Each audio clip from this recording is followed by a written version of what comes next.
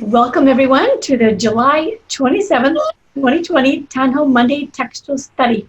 I'm your host, Shirley Paulson of Early Christian Text, and our presenter this evening is Dr. Hal Taussig.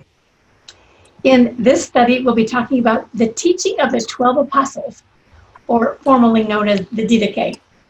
This text has been thought of as the first handbook written for communities of Christ and Jesus peoples.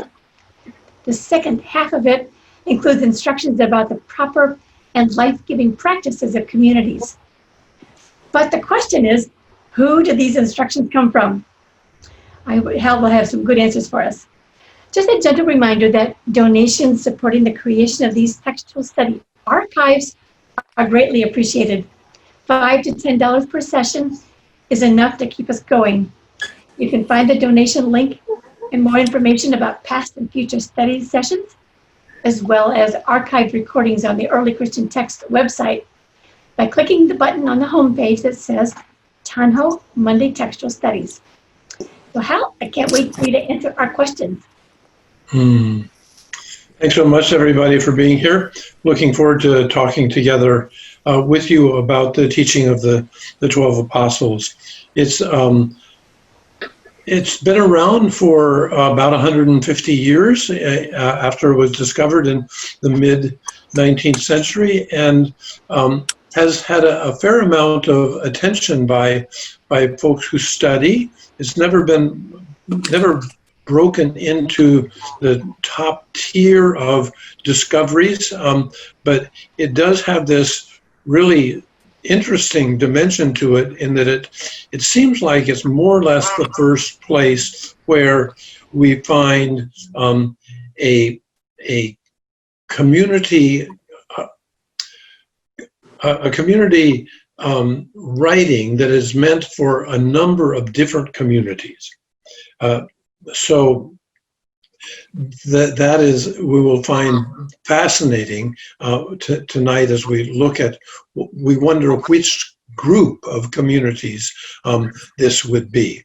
One of the main reasons that it is fascinating is if you look carefully at the text itself, it is like nothing you've ever heard before. Or you might say it another way, it's like little bits and pieces of different things you've heard that never came together like this. So for instance, if one wants to think in some kind of later Christian orthodoxy about this, you'll find very different things there than orthodoxy would be interested in. Different practices, different positions, and as you said, Shirley, one of the main things is that to a certain extent, Jesus is all over the place in this text, and on the other hand, he's nowhere to be seen or heard. That is, you have a lot of text that we know in other settings Jesus says, but those texts are actually not don't quote Jesus at all. And so that is a fascinating thing. I'll tell you just a couple of examples of that. If you look at the very first part of it, basically the chapter 1 and the first two verses, you'll see that the voice there is not identified, and we don't really know whether this is the teaching of any 12 or not. That one would not quite know. But you'll see pretty quickly that there's something like, first, love, you should love God who made you. Secondly, your neighbor is yourself. Thirdly, whoever would not have done so themselves, do not do to another. Then bless those who curse you, pray for those who are enemies, fast for those who persecute you. If somebody does something to you, do the same. No, love those who hate you. If somebody hits you, turn the cheek. So you get the sense there. What you don't notice to a certain extent is that Jesus is never mentioned in that. It's an anonymous voice that has the voice of Jesus, one would think. That one of the main things I'm hoping we can talk about this evening is then, for instance, does that mean that the text would like to think of either someone else than Jesus speaking these words, or a group of people speaking these words? They're very strongly, especially in the first section, as Shirley was saying, very strongly ethical about what you're supposed to do. Here, no mention of Jesus, by and large, but the text generally is just full of what one otherwise from different Gospels, like Thomas or Matthew especially, one would think that this is naturally Jesus. So let's keep ourselves open as to what kind of voice this is. Is it just an anonymous Jesus? Other things to say about this as kind of an overview. I would love to be able to say who wrote this, when did they write it, and where. And I'm coming up basically blank. I think scholars have had a number of different opinions on that. I don't find scholarship being of one mind. An easy answer to where might be Galilee, but there are a number of reasons why one might not think that. Then you have, in the last half, you have an interesting shift away from what the individual or the small group how they should behave, what their ethics should be, to communal practice. So in the latter half, by and large, there's a lot of attention to several things in communal practice. One is the meal. Another is the washing or the baptism. And then a third thing that really has a lot of attention is how long can people stay? So as last I checked, I think that this text talks more about when you kick out the visiting teacher, how long the visiting teacher can stay. And the visiting teacher has two kinds of names. They're called either prophets or apostles. And both of those words are used to a certain extent in ways that one doesn't know them as such, especially apostles. So for instance, apostles, of course, basically means someone who's sent on a long mission. And not necessarily religious. An apostle is often used in regular Greek to just say, this is an ambassador who's going from one place to another. So it's not a religious word. And then, of course, the word apostle, in some cases, in the Gospels, seems to mean an authority in some kind of local Jesus or Christ community. When we hear Paul use the word apostle, he seems to be trying to break into a circle of big shots by calling himself that.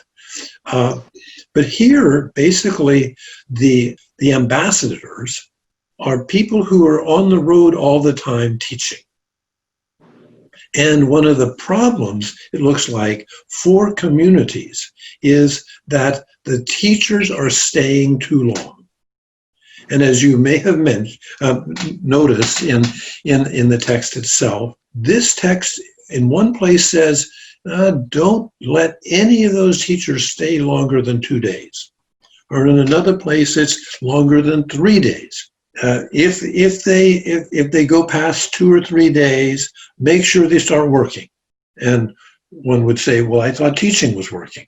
At any rate, really interesting, big deal about the role of these traveling teachers in apparently all kinds of communities.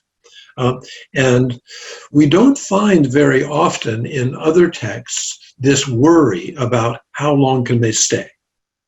So for instance, Paul rarely has somebody say to him, your time's up, although maybe almost in a couple of texts. The other question that we might say at the beginning would be, when is this written? And I'm totally befuddled about this, I have to say. And again, there also, scholarship varies really widely. There are some people who see this in the 50s, and there are some people who see this in the 2nd century.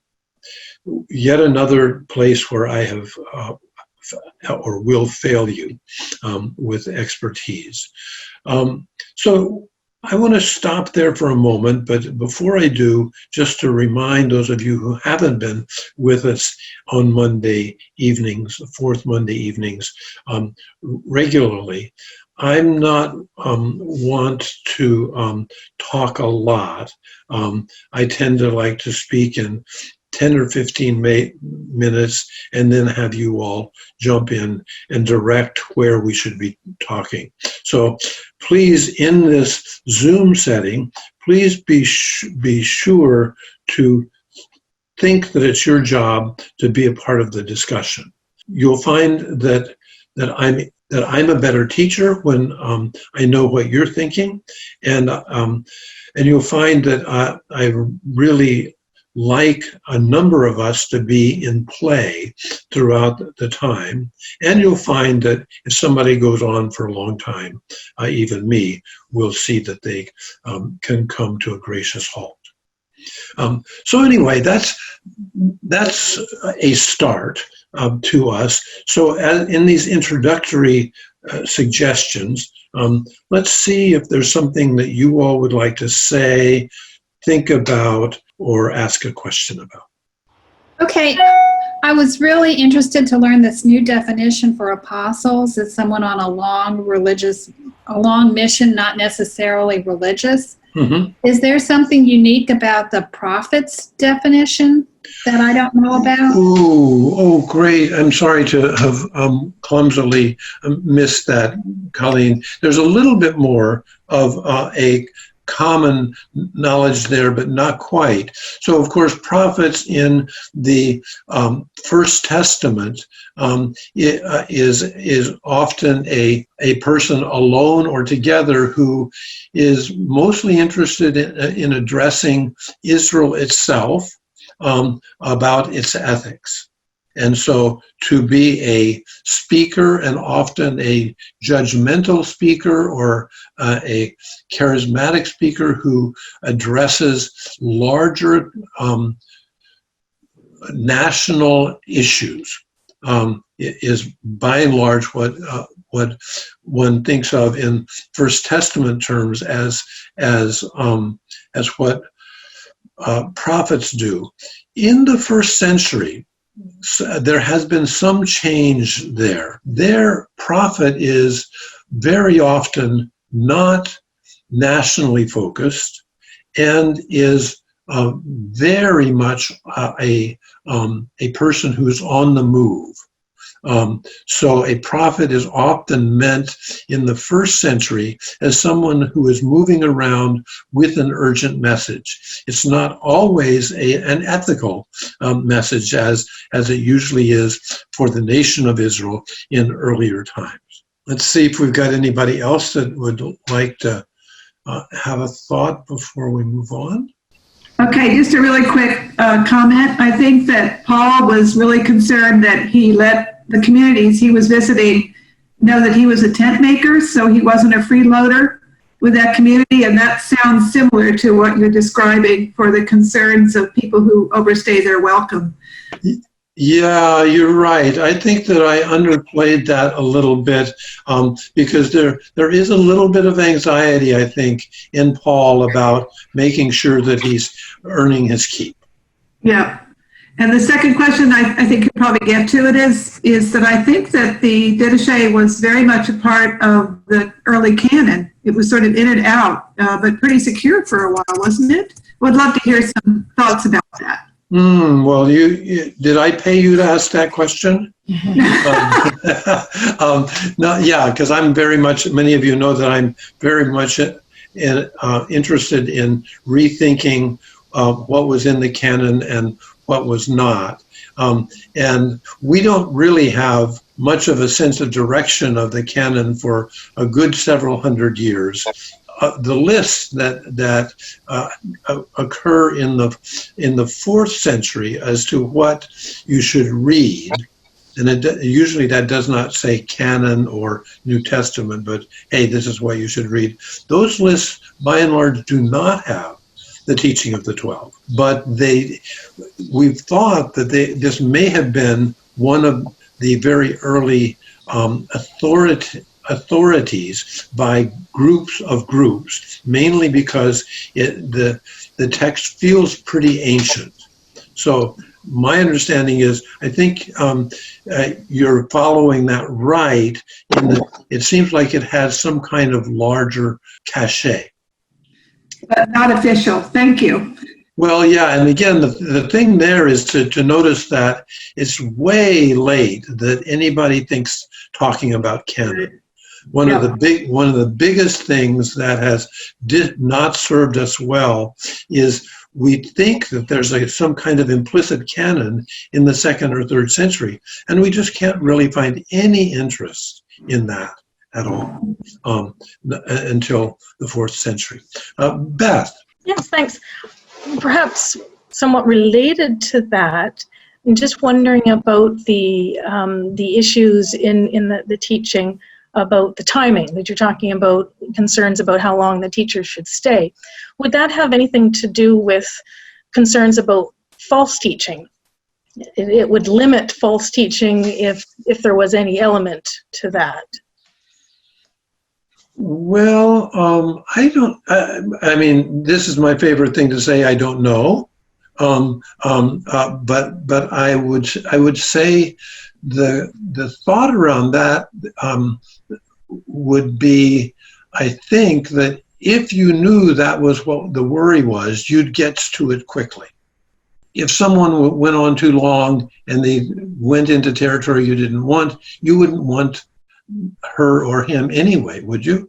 Yeah, it's a real quirky question. I guess my best half answer to that, Beth, or not an answer, but my half thought about that is that this is really a discipline of common power by the community.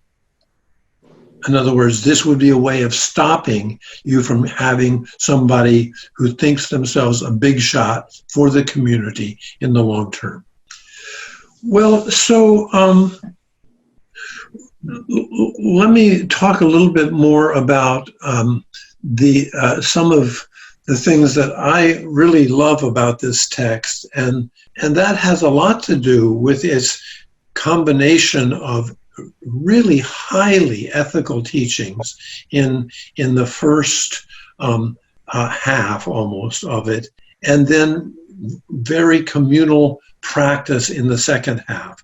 I would say, in as much as this writing is getting a lot of people reading it in different communities, it's succeeding because those are two really powerful dimensions to building community, having integrity ethically, both inside and outside, and having a kind of practice that is nurturing on the inside.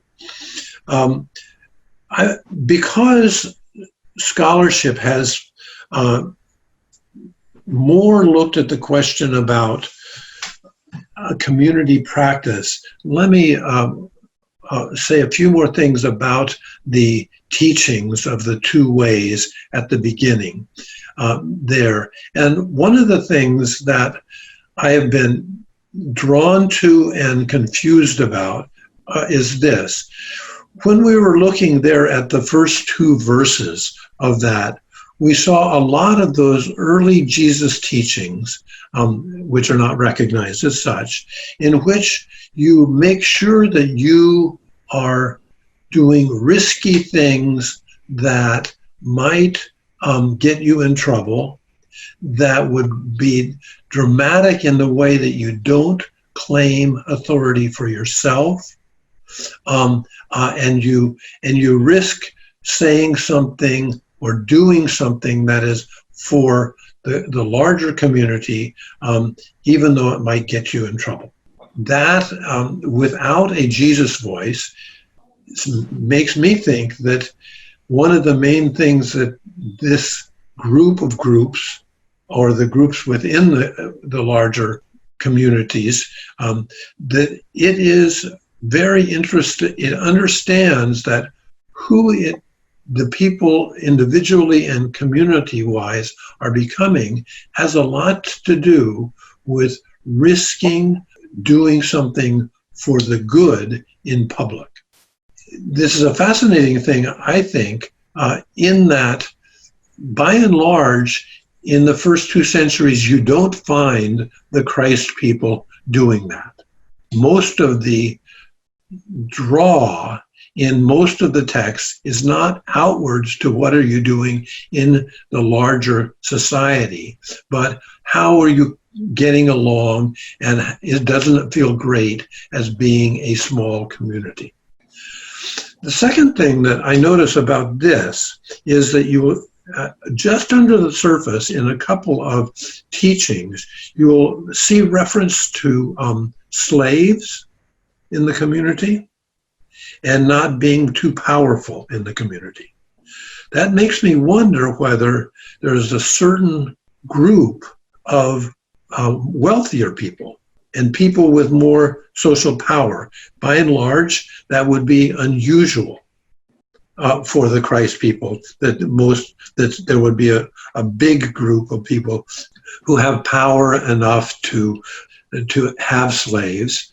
Again, it is true that some of the people who have houses will occasionally have slaves as well.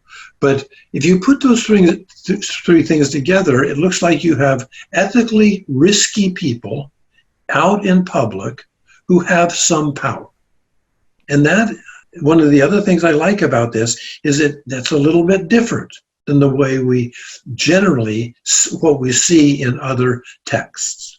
Then just to say a little bit more about the practice of the meal. A number of you know I've got a lot of concentration in my work on the meals of the early communities. And here, one of the stunning things is that we find almost exactly the same practices of having very lush, exciting, long, joyful meals together.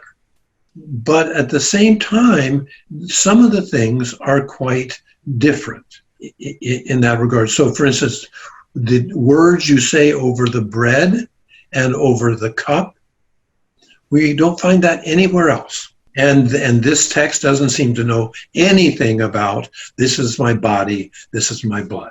This again is a really juicy dimension of having something we know about most of the Christ people, and on the other hand, something that is quite different. In that way, probably one would want to say, and Andrew McGowan, who has worked in this in terms of 1st and 2nd century meals, he says that this is my body and this is my blood was probably only used in Corinthians, and it was not some kind of big instruction in the first 2 centuries about what to say over the bread.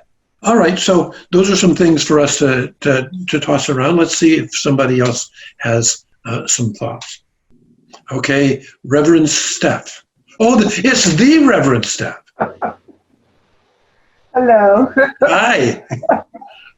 So when I was reading this, I couldn't help but think of the Book of Discipline in the AME Church as well as the Methodist Church.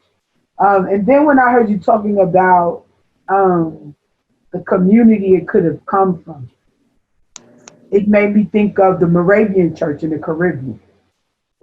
And so the Moravian Church in the Caribbean, when the Moravian missionaries came to the Caribbean, they only converted the enslaved people in the Caribbean. And this sounds very close to the liturgy in the Moravian Church. And so I think about what you said about wealthy people, but there were slaves in the community. And so it would seem to me this language, it's kind of like forming power structures in the community where the community is based upon religion. And it was like that in when the Moravians converted people. I'm speaking specifically for the Virgin Islands because that's where my family is from. So that's where I've learned the history of it. But as I was reading the document, it made me feel like it was a document created to form community and form community practices. Oh, I was going to ask Reverend Stephanie for you to tell us a little bit about the Moravians in the islands, and I appreciate that very much. I have to admit that one of the things that I was a little worried about in the text itself is that it wanted to make sure that the slaves obeyed their master. That's always, of course, a very worrisome thing. Right. I'm sorry, I just want to ask you quickly, could you tell us what the Book of Discipline is? Since maybe, I don't think everybody knows. Well, in the AME Church, the African Methodist Episcopal Church, the Book of Discipline is how the church runs and how the members are to act. And it also talks about how the articles of religion and how we take communion and how we do baptism, how we run organizations in the church, what's acceptable and what's not acceptable. So that's the Book of Discipline. So that's what, in reading this, it reminded me of that. And not just to join your crowd, Stephanie, but I, of course, am of United Methodist, not near as good as AMEs, but at any rate, the thing I think about in the discipline is that I was called up on heresy twice as a United Methodist because of the books I read. And so they almost got me out of United Methodism that way, although I was not pronounced guilty. But some people then actually congratulate me on not being guilty, and others give me condolence for not being guilty. Right. I'm a small fish in a big pond, so they haven't really gotten up to me yet. But I'm sure I'm seen as a heretic as well. Right. Thanks, Ellie. So thanks for bringing us to this text. I had forgotten. I mean, it reads well with a lot of other things I've been working on, but I had doesn't it? Yeah, your work really connects, doesn't it? Looking at it with work I did on the two ways traditions a while back, they're attributed to Jewish sources and all of that, but actually it's quite prevalent from Iranian sources, Greek sources. And there's usually 5 elements to it. One, the way imagery, and here it's the way of life, the way of death. So there's 2 paths. And usually, this really only has 2 of the elements well developed in the text. Second one is usually the principles or the guides of the ways. So there's 2 figures that stand over the ways.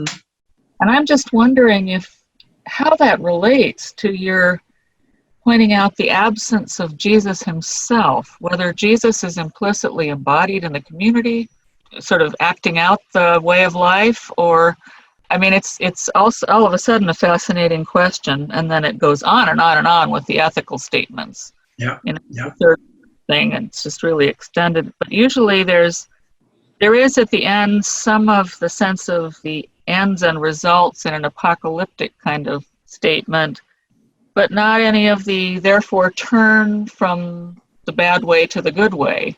I don't find it there. I may have missed it, but just sort of glancing over it. But I'm just fascinated by this absence of Jesus and the absence of the figures, what that means. So Yeah. I'm just thinking out loud. So Yeah, thank you. I was hoping that I would get another. What do you implicitly see going on in the question you yourself asked? I'm just wondering if, I mean, it's something to go to the text and really explore that I haven't done.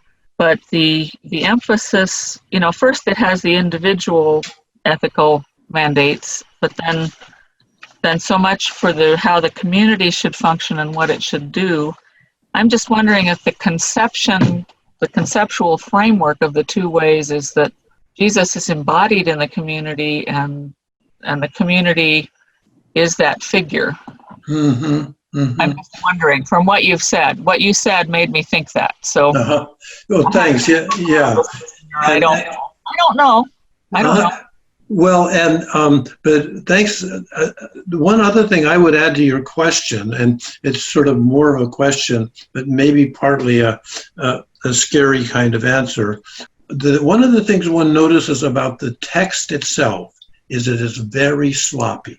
So, for instance, it can't keep the attention on the meal. It has to go back to it.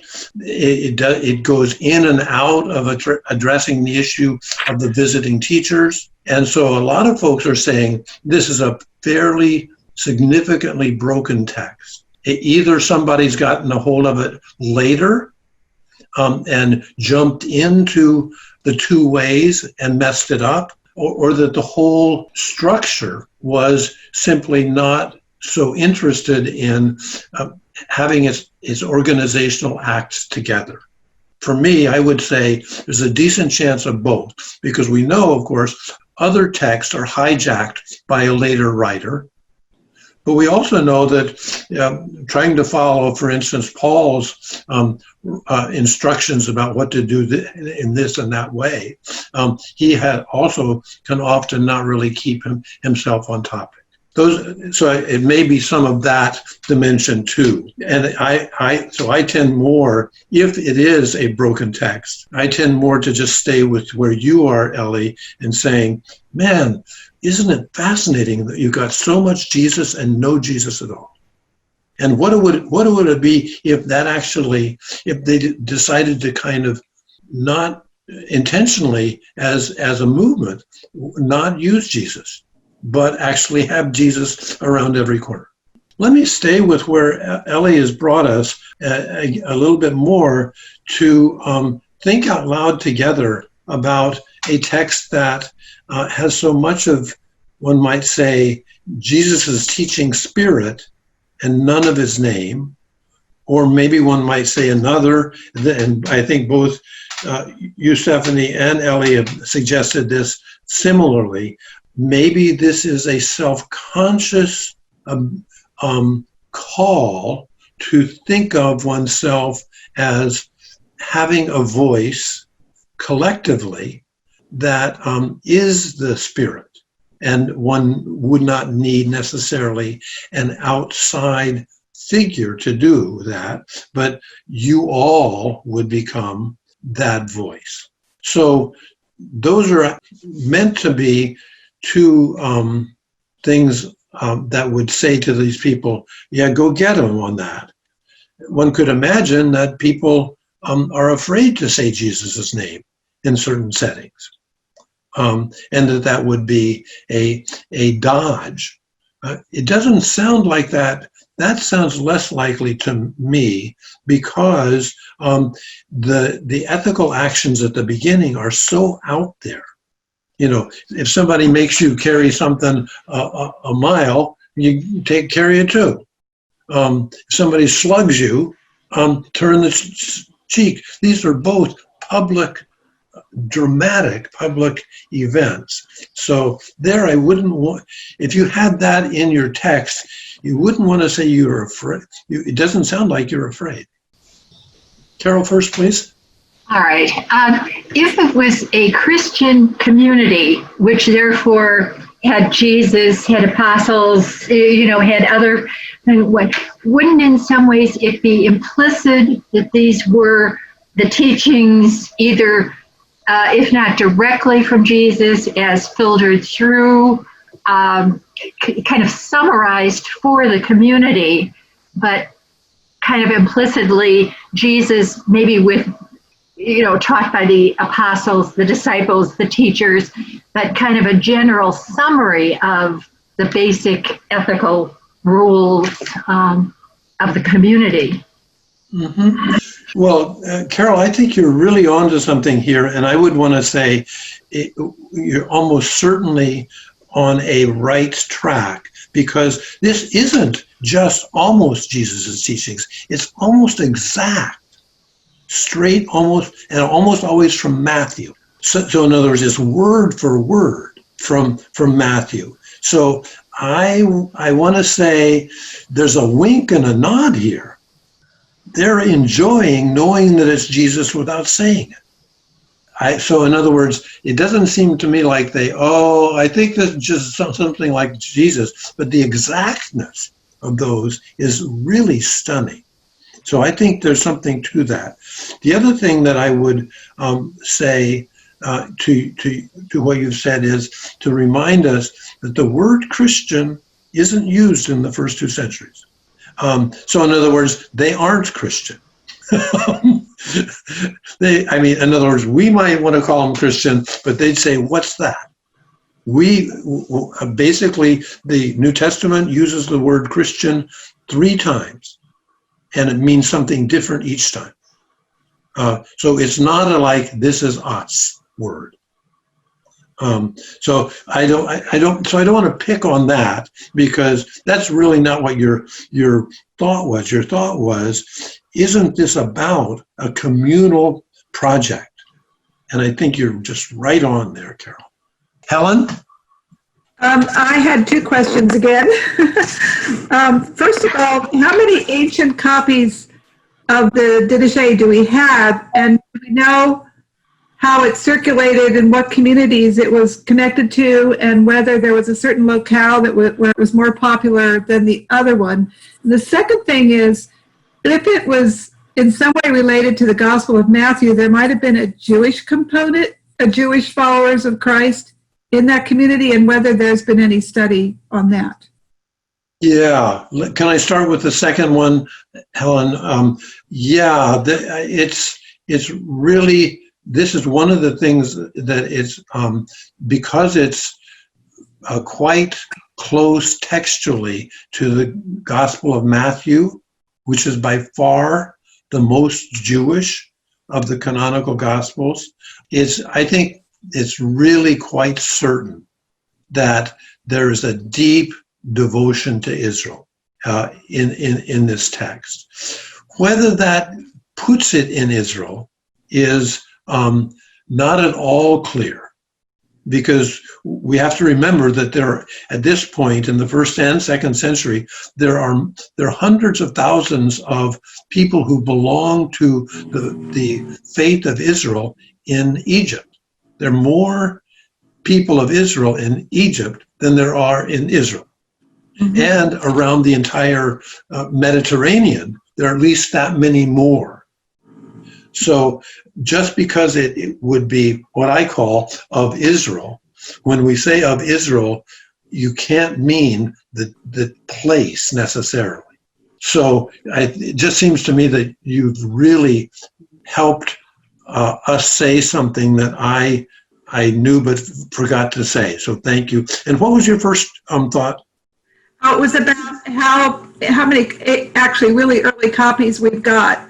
Oh, and where did it circulate? And was there a certain locale? But you were talked about the locale. We don't know. But yeah, well, but that doesn't mean that your question about the manuscripts isn't good.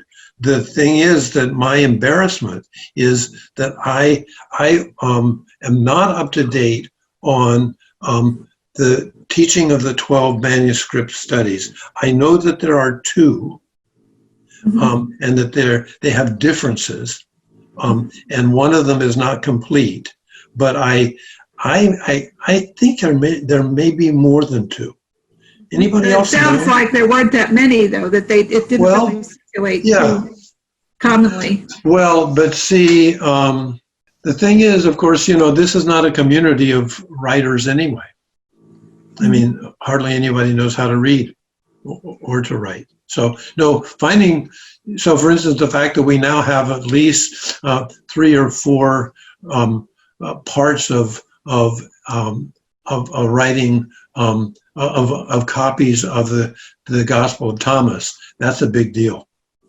And we don't even have one copy of the Gospel of Mark until at least the end of the 3rd century. I guess the other thing that I would want to think about, that the scholarship has done some pretty amazing work on it, that is what I call the washing, and that used there is the word baptizo.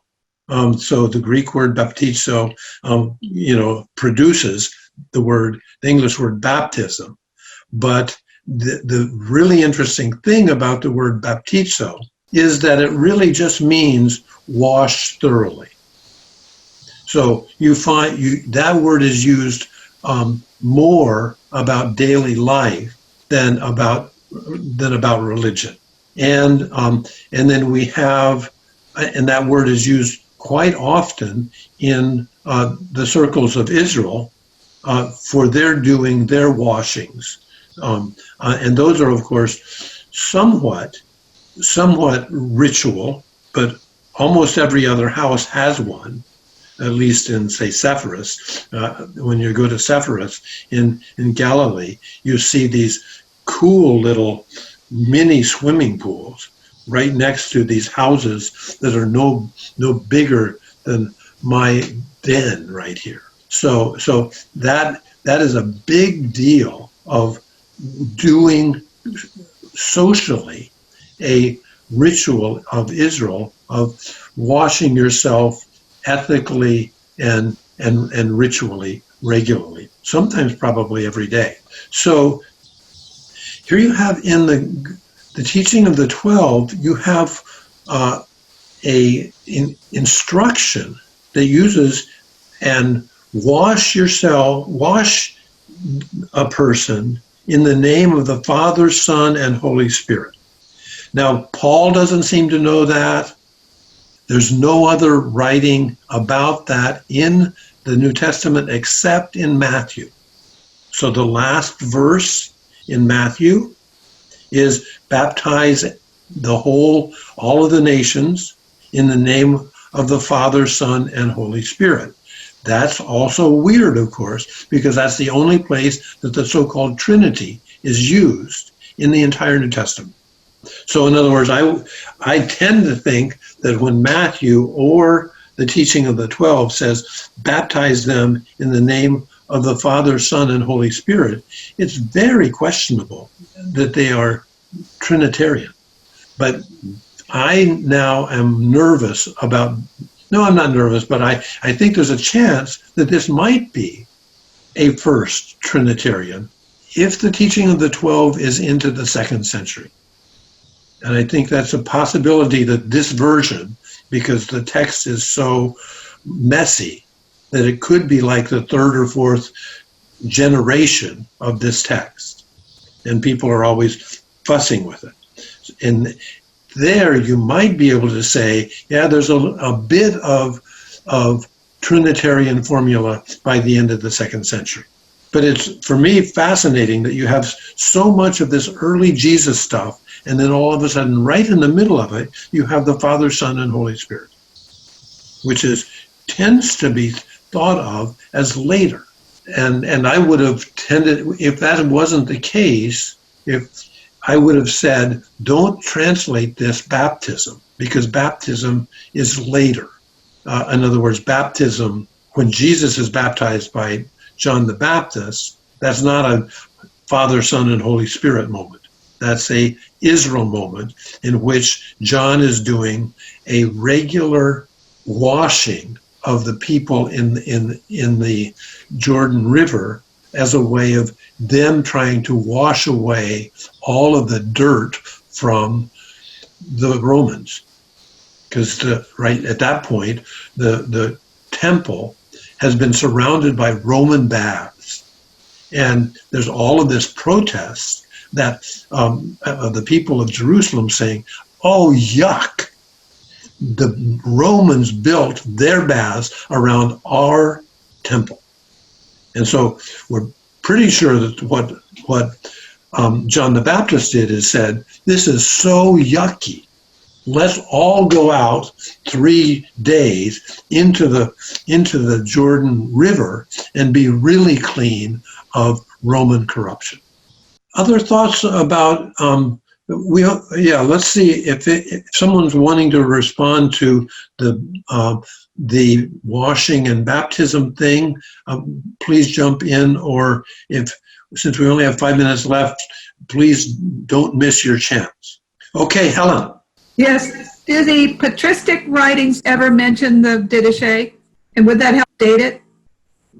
I do not know, Helen. That's another good question that I fail you on. That's okay. No, I'm not going to say anything. Okay. Oh, wait a minute. Shirley has the answer. Yeah, they're in here. In fact, in here, they're telling us that there was one manuscript, basically, and that all these other ones came later, and because they're in bits and pieces, that's why it's an unstable text. So there's a big question as to what we're actually reading. But there was one basic text, the Codex Hierosolymantensis, that I can't pronounce. Mm-hmm. That was the famous one that was discovered in 1873. Yeah, that was the big discovery. Right, and that's in the Apostolic Fathers. Oh, and so what they're worrying about is whether those similarities that they found were textually in the same direction, huh? Right. Okay. Wow. Okay. Thanks, Helen, for getting us. I got rescued by Shirley. It takes a village. Well, could I ask another question while people are thinking? Is that could you give any thoughts to share about the connection between Jesus and the getting rid of the teachers? I mean, we made the point about Jesus and his presence but not presence, but how does that correlate to the why they want to get rid of the teachers? Wow. So they wanted to get rid of Jesus too? Fascinating. Oh, that's a brilliant possibility. I don't have anything more to say, Shirley, except that's really fun to think about. I've been thinking about this for the last month, and that did not come to me. So that's really exciting. In other words, this might be an ethic of the invisible teacher. That I'd be a fan of that group. Okay. Well, so we're if there are no other people that are just a word on next fourth Monday of August, we're going to go back and do another round with the Acts of Paul and Thecla, and we're going to be really thinking also here about this very interesting similarity between Thecla and the early Jesus. Both of them seem to be teaching a lot about the corruption or the challenge that one should enact against traditional families. So we'll look at early Jesus and Thecla, and why both of them tend to do a lot of yelling about how bad families are. And I will just add that this choice to do the Acts of Paul and Thecla came by popular request. So, that's true. Yeah, I didn't choose that. Yeah, that's very good. So if we don't have any last questions, I'll wrap us up. So I want to remind you, if you have further thoughts and questions, please go over to the Facebook page that's called Early Christian Text Conversations. So I look forward to hearing what you have to say there, or questions or more comments, and then we'll bring Hal into that conversation too. So let me just say thank you, everybody, all 41 of you today, for your participation. This was the July 27th, 2020 Town Hall Monday Textual Studies discussion on the teaching of the 12 apostles, and we won't say the Didache, led by Dr. Hal Taussig. Once a month from 8 to 9 p.m. Eastern Time on Monday nights, generally on the 4th of the month, the Town Hall Monday study session offers a discussion on one of the early Christian texts. Dr. Hal Taussig leads each session and shares a well-framed overview of the particular text. Donations supporting the creation of these textual study archives are greatly appreciated. To donate, simply click on the Town Hall Monday Textual Studies button on the Early Christian Texts home page.